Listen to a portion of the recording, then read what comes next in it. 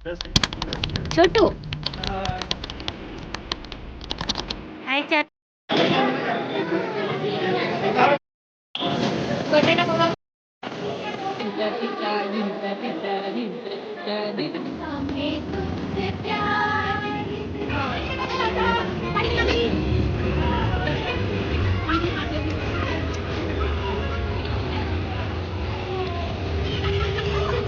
हे guys welcome और welcome back to my channel. हमने packing कर ली है और हम जा रहे हैं ट्रिप पे।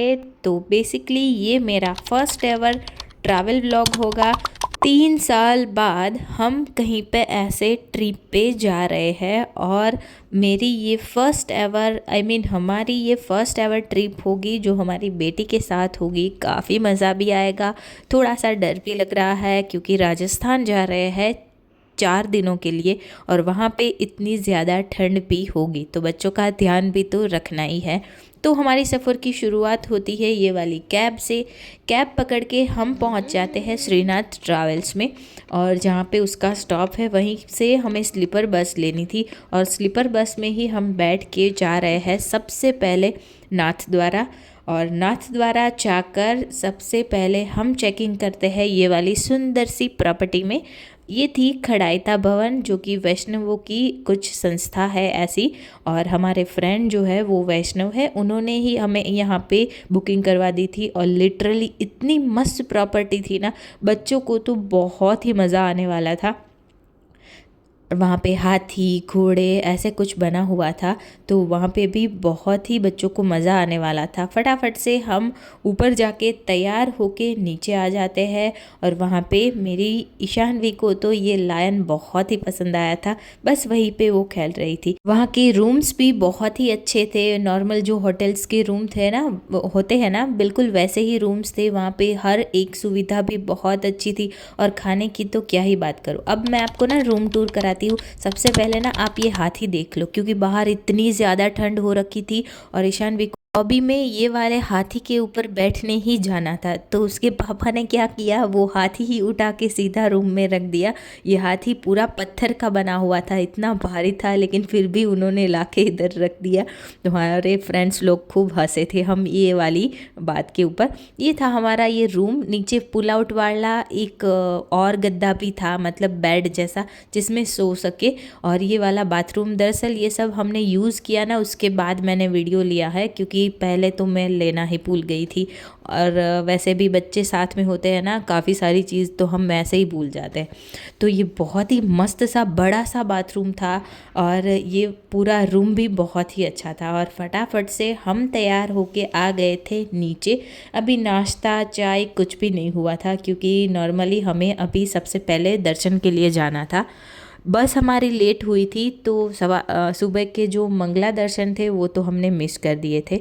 तो हमें अभी जो दूसरी बार जब मंदिर खुलेगा ना तभी हमें दर्शन करने हैं। बीच में मैंने ये एप्पल ईशानवी को खिला दिया और फटाफट से हम ऑटो लेकर निकल गए थे नाथ द्वारा टेम्पल की ओर।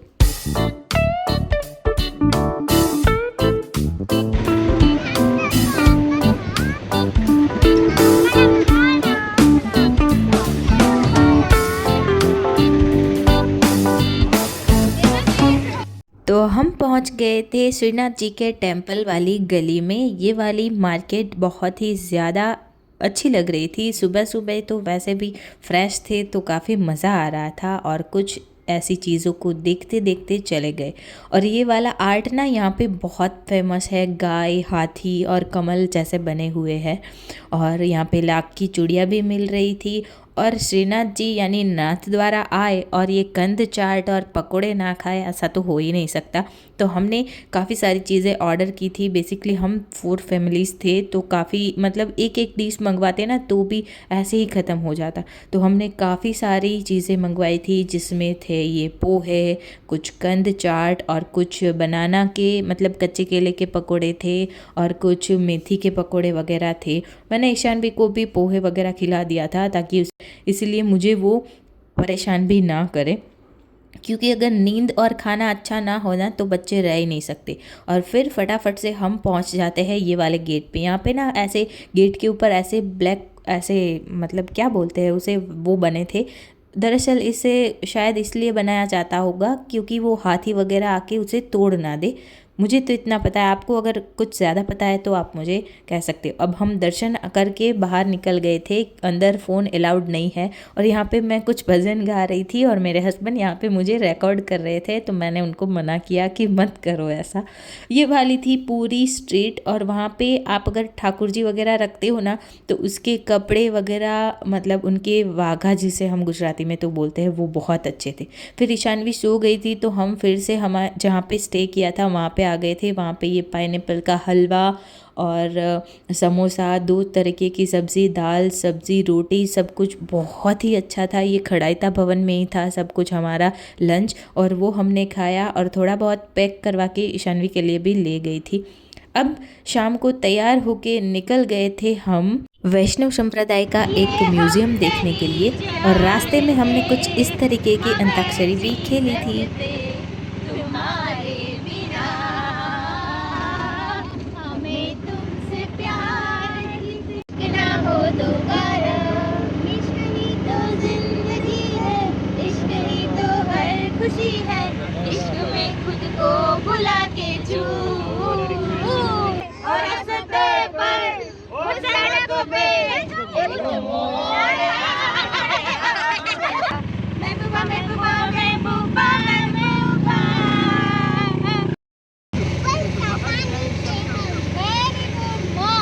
और हम चले गए थे ये वाले म्यूज़ियम में। म्यूज़ियम में जाते ही कुछ इस तरीके का नज़ारा था, और वैसे भी दोपहर हो रखा था, 4 बज गए थे, तो और कोई हम प्लेसेस तो ले नहीं सकते। तो इससे बेटर है कि 1-2 घंटा हम ऐसे ही म्यूज़ियम में बिताए। श्री वल्लभाचार्य, जिन्हें अनुयायी प्यार से महाप्रभु जी अर्थात महान देव कहते हैं, इनका जन्म 1479 ईस्वी में चैत्र मास के शुक्ल पक्ष की एकादशी को दक्षिण भारत के तेलुगु ब्राह्मण लक्ष्मण भट्ट के पुत्र के रूप में हुआ था। लक्ष्मण भट्ट के पूर्वजों ने कई वैदिक सोम यज्ञ किए थे, और भगवान कृष्ण ने प्रकट होकर घोषणा की कि जब लक्ष्मण 100वां यज्ञ पूरा करेंगे तब वे उनके परिवार में अवतरित होंगे।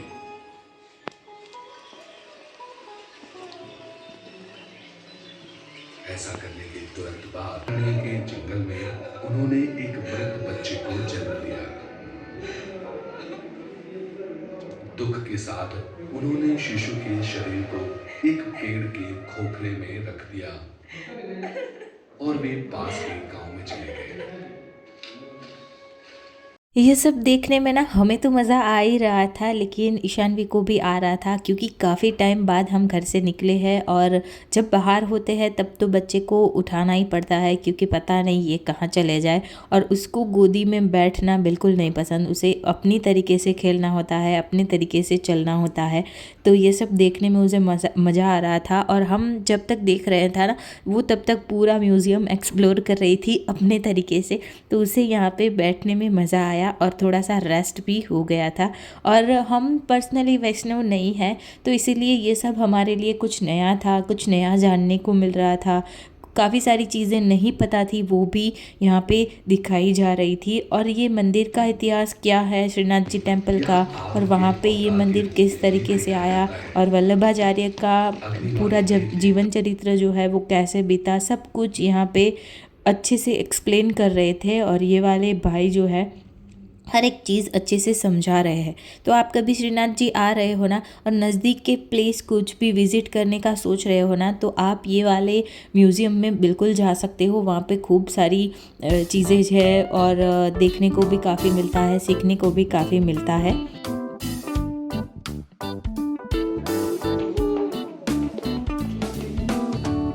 ब्रह्मा जी का मंदिर, जैसे कि आप कहाँ से बोल रहे हैं? गुजरात। सूरत, हाँ मतलब गुजरात।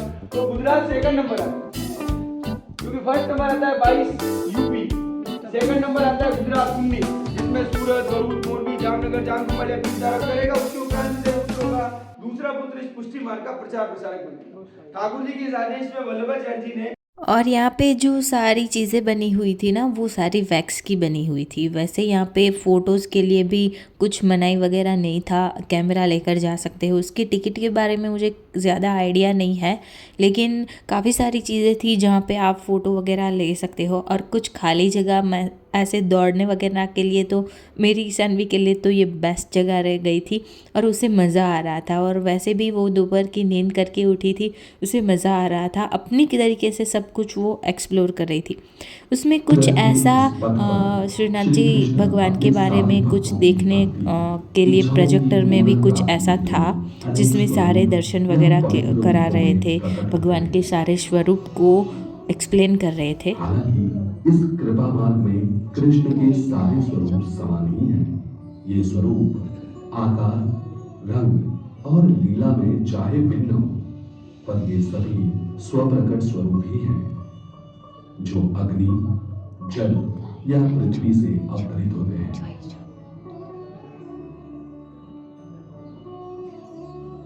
श्री गोसाई जी ने अपने ज्येष्ठ पुत्र श्री गिरधर जी को श्री कृष्ण के 3 स्वरूप श्री राम जी, श्री नवनीत प्रिय जी और श्री मधुरेश जी की सेवा का सौभाग्य सौंपा था।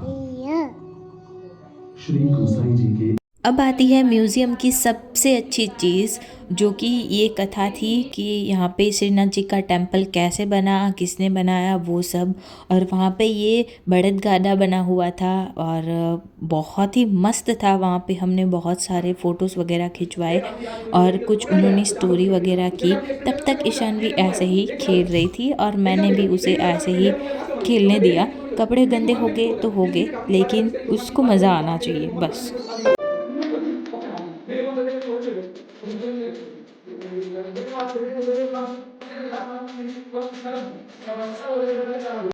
देंगे इससे यात्रा तो चालू हुई, मगर बड़ी कठिन, क्योंकि पूरा भारत मुगलों के अधीन।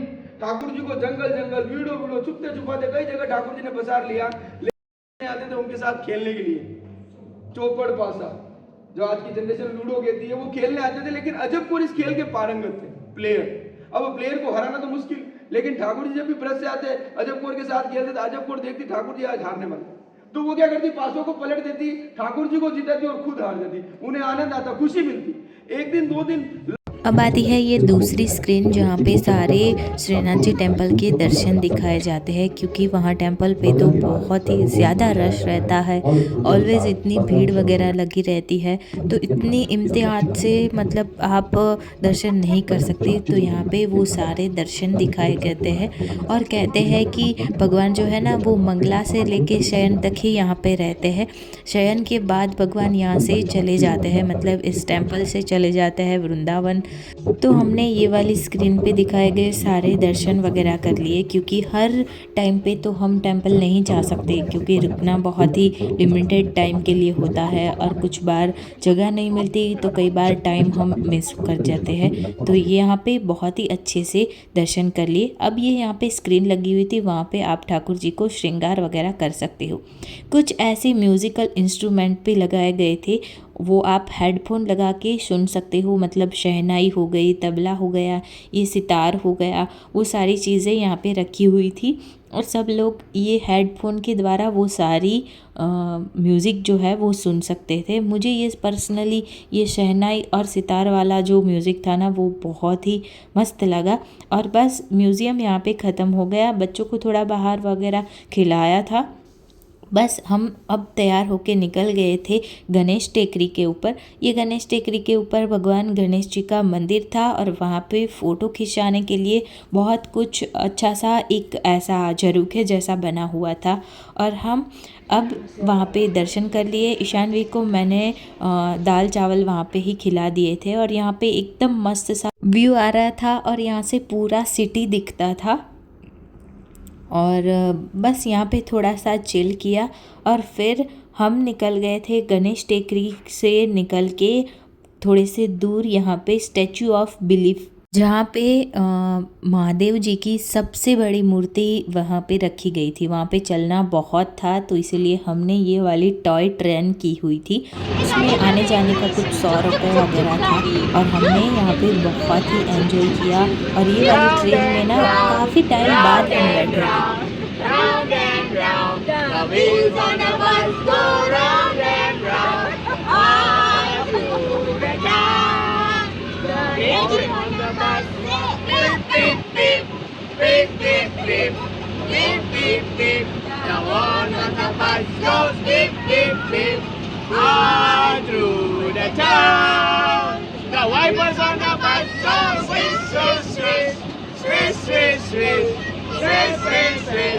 wipers on the bus, so swish, swish, swish. All through the town.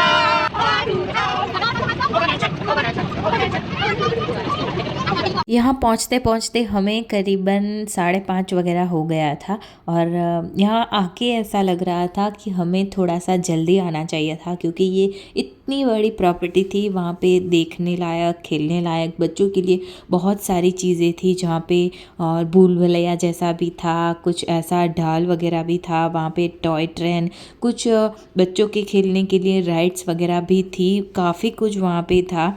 तो थोड़ा सा जल्दी आना चाहिए था, लेकिन कोई नहीं, जब पहुँचे तब, और कैमरा आ गया था यहाँ पे मेरे हीरो के हाथ में। वो सब यहाँ पे सारी चीज़ें एक्सप्लोर कर रहे थे, क्योंकि पता नहीं ईशानवी को कुछ हुआ था ऐसा, मतलब ये वाले दिन तो उसने थोड़ा बहुत मुझे परेशान किया हुआ था। बस बाकी के 2 दिन जो हमने उदयपुर में बिताए थे ना, वहाँ पे मुझे कुछ भी प्रॉब्लम नहीं हुई थी। तो अब यहाँ पे हम पहुँच जाते हैं ये महादेव जी की मूर्ति के नज़दीक, और ये वाली ट्रेन जो है ना, वो मूर्ति के बिल्कुल सामने जाके हमें रोकती है। फिर वहाँ से थोड़ा सा हमें ऊपर चढ़ना पड़ता है, और कुछ ऐसे पॉइंट्स, व्यू पॉइंट्स बने हुए थे ये मूर्ति के कुछ 3-4 स्टेप में, और वहाँ पे आपको ले जाया जाता है और वहाँ से पूरा सिटी व्यू आपको दिखाई देता है।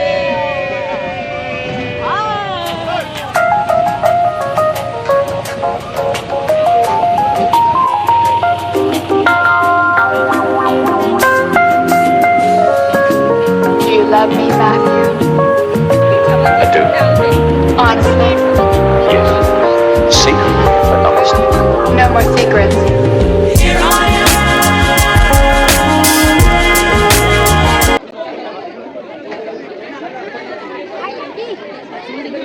वहाँ पे 32 अराउंड जितने व्यू पॉइंट थे, उसमें से ये सबसे ऊपर बना हुआ था ये ग्लास ब्रिज। इसके ऊपर इतनी फटी पड़ी थी ना मेरी, क्योंकि ईशानवी के हाथ में मेरी लिपस्टिक थी। उसे खोलना बंद करना पसंद है, तो मैंने उसे एक चिप सी थी, उसे खेलने के लिए दी थी, और उसने वो लिपस्टिक नीचे गिरा दी। और वो जैसे गिरी ना, वो लिपस्टिक के सामने मैं देख रही थी ना, बस वहीं से मुझे ख्याल आया कि यहाँ से अगर हम नीचे गिरे तो किस तरीके से गिर सकते हैं। बस उसी को सोच के मुझे इतना डर लगता था। और साथ में ये ईशानवी भी थी, उसको पकड़ना था, वो इधर उधर ऐसे हिल डुल रही थी, और मुझे बहुत ही ज़्यादा डर लग रहा था इधर। बस थोड़ा सा ही था, लेकिन ये ग्लास वॉक था, पर अच्छा था एक्सपीरियंस। अब सोचती हूँ तो लगता है कि कभी तो कुछ नया अलग एक्सपीरियंस करना चाहिए। बहुत ही अच्छा था वो पुल। अब फिर चले जाते हैं ये दूसरे वाले व्यू पॉइंट पे, जिसमें ये शिव जी के कान के नीचे, मतलब इतनी बड़ी मूर्ति थी, उसमें कान के नीचे ये वाला पॉइंट था। दूसरी तरफ भी सेम ऐसे ही व्यू पॉइंट बना हुआ था। ऊपर थोड़े से जो जहाँ पे मूर्ति की नेक वगैरह आती है ना, वहाँ पे भी ये पॉइंट वगैरह बना हुआ था। वहाँ पे थोड़ा बहुत बैठे और सबका वेट किया, क्योंकि सब लोग आगे पीछे हो गए थे। सबका वेट करने के बाद हम आ गए थे नीचे, और नीचे भी काफ़ी सारी चीज़ें थी एक्सप्लोर करने को, देखने को। और अब रात हो गई थी, तो सब लोग थक भी गए थे, क्योंकि अगले दिन की ट्रैवलिंग थी। आज थोड़ा सा रेस्ट कर लेते हैं ना, तो कल हमें निकलना था चित्तौड़गढ़ के लिए, तो वहाँ पे सब कुछ अच्छे से हम एक्सप्लोर कर सकते। नीचे सीढ़ियाँ उतरने के बाद ऐसी नंदी की मूर्ति भी बनी हुई थी, तो बस ऐसे ही हमने यहाँ पे एक्सप्लोर किया। और अब सब लोग थक गए थे, क्योंकि सबका डिनर भी बाकी था, और यहाँ पे बहुत ज़्यादा ठंड थी। कुछ फूड स्टेशन भी बने हुए थे, तो वहाँ से हमने कुछ पानी पूरी भी ली थी, मैगी भी ट्राई की। यहाँ पे एक लेज़र शो भी होने वाला था, वो 7 बजे को शुरू होने वाला था, तो तब तक हमने ये सब कुछ खाना पीना वगैरह किया। और इतनी ठंड में ये गर्मा गर्म मैगी खाने का ना स्वाद ही कुछ अलग लग रहा था। और बस ईशानवी को लेके मैं घूम रही थी, और वहाँ पे ये फिश राइड भी थी, तो मैंने इसको बिठाया साथ में। उसके पापा ने 1-2 राउंड करवाए, और फिर मैंने भी 1-2 राउंड ऐसे ही करवाए। और ट्रस्ट में, मुझे ना ड्राइविंग नहीं आती, पर ये वाली फ़िश चलाने में इतना मज़ा आ रहा था। बच्चों के संग बच्चे अगर हम बन जाए ना, तो क्या ही बात है, मतलब उनको भी मज़ा आएगा और हमें भी। और हमारे मतलब जब हम छोटे थे तब तो ऐसा कुछ नहीं था। और मेरी बात करूँ तो मुझे तो ऐसा कुछ मौका मिला ही नहीं था क्योंकि हम मिडिल क्लास फैमिली से थे, तो अब जब मौका मिल रहा है तब क्यों ना एंजॉय किया जाए। तो बस this is our day 1 of Rajasthan tour और फिर हम मिलते हैं पार्ट 2 में, जिसमें हम जाने वाले हैं चित्तौड़गढ़ और सावरिया सेठ वाले मंदिर में। तो जुड़े रहिएगा। Thanks for watching and subscribe कर देना चैनल को। Bye bye.